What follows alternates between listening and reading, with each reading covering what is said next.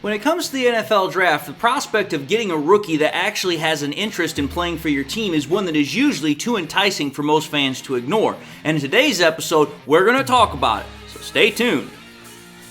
We used to be a team no one respected. We used to be a team no one feared. That was then. This is now. First victory of the year on the line. Goff's got it. Back, looks, throws, end zone. Yes. Caught! You know who we are. 10-5, end zone, touchdown, Detroit Lions. And you know where to find us. We won't be far. We'll be on your front porch waiting for you. We are the New Era Lions. And we are driven by Detroit. Hello everyone, and welcome back to yet another episode of MCM Motor City Mania. I'm your host, David T. Pike, and as always, we're diving in. But before we do so, again, just want to give a quick thank you to all my loyal fans and subscribers, and also just want to give a thank you to all those that are tuning into my show for the very first time. You guys are so awesome, and I'm so thankful for each and every one of y'all. I hope y'all are having a really, really blessed day, and with that, God bless. Let's get into the show here. So, here's the thing, folks. When it comes to fans of any team that you can think of, doesn't matter what sport because, well, there's fans in multiple sports and it doesn't matter whatever the sport is. There is always a desire to want to get players that have some sort of a connection or an interest in the team that you root for, in the team that you like. And when you think about it, there's a lot of ways that this could happen. For the Detroit Lions, there's a multitude of ways that this can happen. The first is, hey, you know what? Maybe the player that we're talking about, they played for a college that's in the state of Michigan, whether it's U of M, whether it's Michigan State. Hell, it could be Western Michigan, Central Michigan, doesn't matter. So long as they have some sort of like, hey, you know what? They played for a big college in the state of Michigan. That's one way it can be done.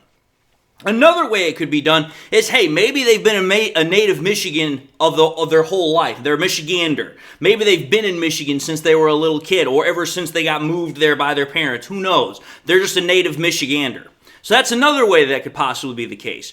A third possible case could be that maybe they are a fan of the professional team that we root for, which is the Detroit Lions. Maybe they have stated that they have been a fan of the Lions. Or maybe they were a fan and they were in their childhood. So that's another possible way.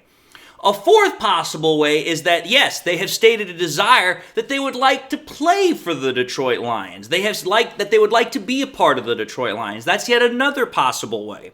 And then the final way I could think of is that there's a legacy factor. Like if your father or somebody that's in your family had some sort of a connection to the Detroit Lions, whether it's your father, your uncle, grandfather, whatever the case might be, there's a legacy connection between you and the team that's in question.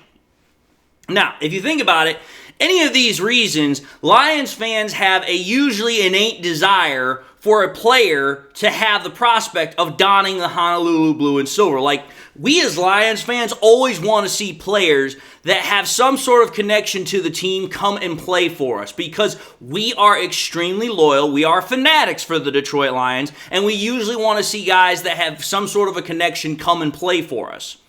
Now, if you think about it, the most recent instance that I can think of where this actually happened that was actually a case for Lions fans was back in 2022, where there were practically every single Lions fan that you could think of. They wanted the Lions to draft U of M edge rusher Aiden Hutchinson with the second overall pick. And, well, let's think about it. Most of the reasons that I talked about as part of, why the Lions fans wanted Aiden Hutchinson proved to be the case. Because, hey, Aiden Hutchinson was a native Michigander. Aiden Hutchinson went to U of M. Aiden Hutchinson stated that he wanted to stay in Michigan, which meant, hey, the only professional football team in Michigan is the Detroit Lions. We found out later that he also was a fan of the Lions growing up. So obviously, we found out over time that he had an interest in wanting to play with the Lions, and at the same time, he had a lot of factors from being in Michigan, as you know, again, as a native Michigander, but also as being at U of M. It was like, hey, this is just a match made in heaven. We want a guy like Aiden Hutchinson because he fits the bill of an edge rusher that we're looking for, but at the same time, he has all of the qualifications as far as being, the native, as far as being the golden boy from U of M. Just, there was a perfect match made in heaven for him, and that was why a lot of Lions fans wanted him, and they were so happy when Brad Holmes and the Lions were able to get him at number 2 because, well, let's be fair and honest. You go back to that draft, there was actually a bit of a worry that he might go number 1. But as we all know, the Jaguars, they decided to go in a different direction, and we were able to get Aiden Hutchinson, and we got the hometown hero that we were wanting. Now, here we are 2 years later. The Lions once again have another chance to fulfill a lot of wishes for some Lions fans and draft one of the best players at this position, the edge rusher position, that has been expressed. And that is this player.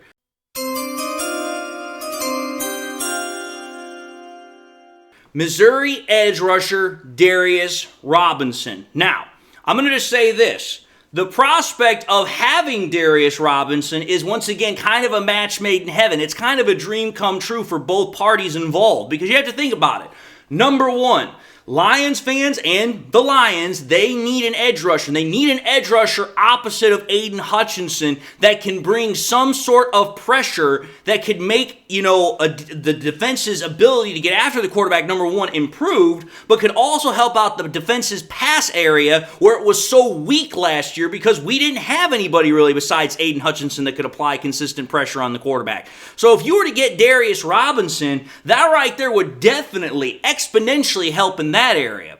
But you also have to think about this too. This is why it's a dream come true for Darius Robinson. Because if we know something, Darius Robinson specifically stated that he was a fan of the Detroit Lions growing up. He is from Detroit. So it's like, okay, this guy was a fan of the Detroit Lions coming up. He is from Michigan originally. And on top of that, we've now seen pictures when he was at the Detroit Lions training camp facility in Allen Park, and he was getting autographs from teammates. So this guy clearly wants to be a part of the Detroit Lions, and he has stated that he wants to be a part of the Detroit Lions. So again, it makes just perfect sense why he would want to be a part of the Lions and also why the Lions would want him to be a part of their team because it's like, listen, they clearly have a needed edge rusher and he clearly wants to play for us. So it's like, hey, let's play matchmaker here.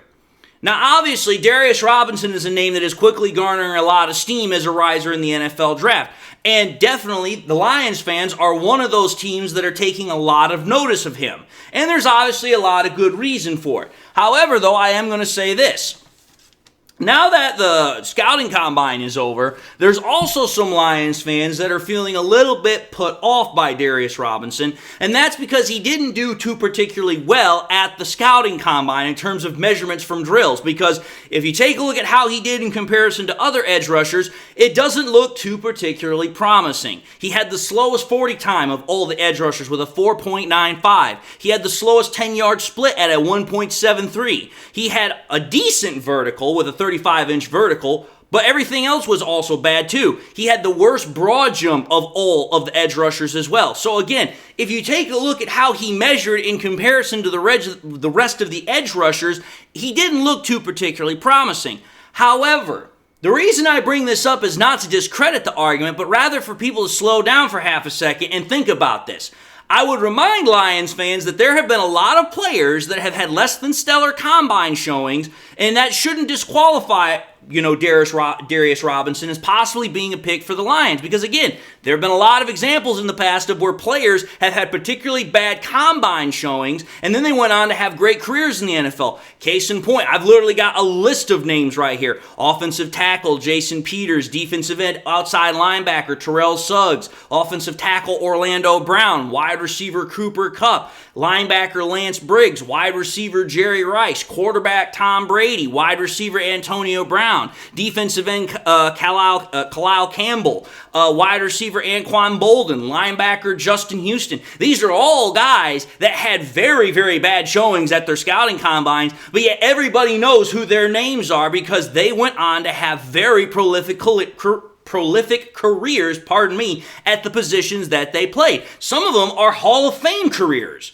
So it's like, listen, just because he didn't have the greatest scouting combine performance should not at all discredit the possibility of getting Darius Robinson. And the reason I say this is because, again, if you want justification as to why the Lions should go and get Darius Robinson, why they should still consider to get Darius Robinson, you should realistically go and check out his production, and you should also check out his film. Because let's understand something here. Both Brad Holmes and Dan Campbell have specifically stated that one of the biggest predicators, one of the biggest factors on why they go after a player or not is whether or not they like the film. Because the film is what truly tells if a player is good or not. Not necessarily how well they can run drills. And if you think about it, some of these highlights that I'm about to show here are definitely going to show why Darius Robinson is still a guy that the Lions are definitely going to pursue, I believe. If you start taking a look at these highlights that I'm putting up on the screen, you're seeing a guy that's taking on double teams. He's got good swim moves. He's got good rip moves. He has the ability to exert power. He has the ability to exhibit finesse. He has the ability to be a great run defender. This is a guy that has a complete package for him, and at the same time,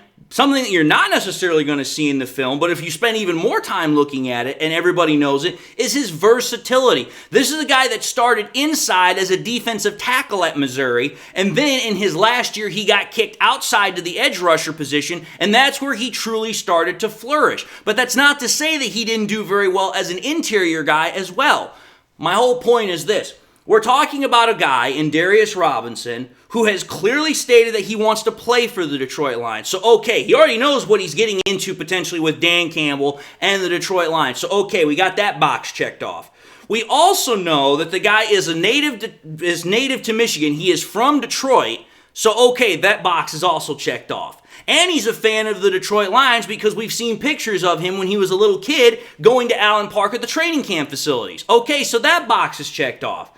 But the more important boxes is what this guy can do on a football field, which is why he has such interest from a lot of Lions fans. This guy clearly has the ability to play both inside and out, which is definitely giving a versatility factor that Lions fans really like, and also that the Lions coaches really like.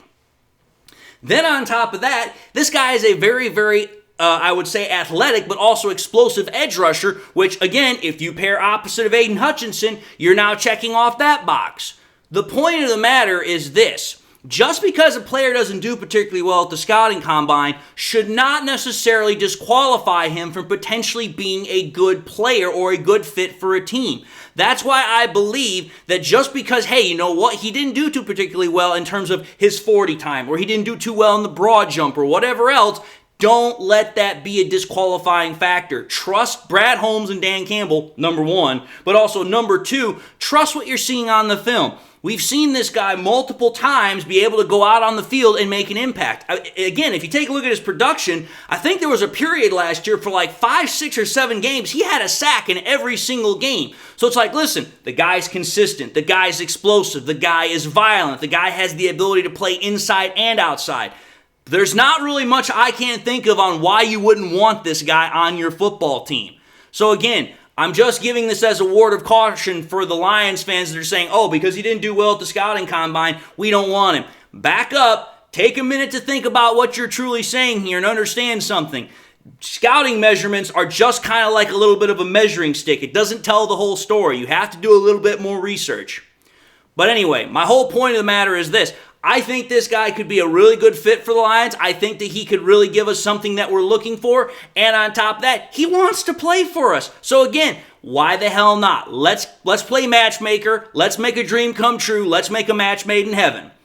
But anyway, folks, just wanted to put this episode out there really quickly. Didn't want to take too long with it. So with that having been said, I just want to say thank you all for watching in another episode of MCM Motor City Mania. If you like what you saw, by all means, highly encourage you all to watch the next episode. Also encourage you all to do one of these 3 things: like, comment, and subscribe. If by chance you subscribed in the past and you forgot to do so at the time, or you just subscribed and not had a chance to do so, again, please subscribe to the channel. I'm ever so thankful for every subscription that I can get my hands on. But also, make sure you also hit that bell notification icon as well at the bottom, so that way you never miss any more content that I push out. Again, subscription numbers are always going up, but we want to make sure we turn on that notification icon so that way you guys never miss any more content that I push out. I also encourage y'all, please, to share this content with your Lions friends and family members. Share it here on YouTube, share it on Twitter, share it on Facebook, share it anywhere and everywhere you can with everybody and anybody that you can. The more we can share it, the greater the channel spreads, the greater the channel grows. And with that being said to everybody, I hope you all enjoyed the content. Hope to have gained subscribers, especially you guys that are new to the channel. Hope you guys enjoyed the content. But with that having been said, I just also want to say to everybody again, God bless. Hope you all are having a great day, and until the next time we meet, I'll see you all in the next episode.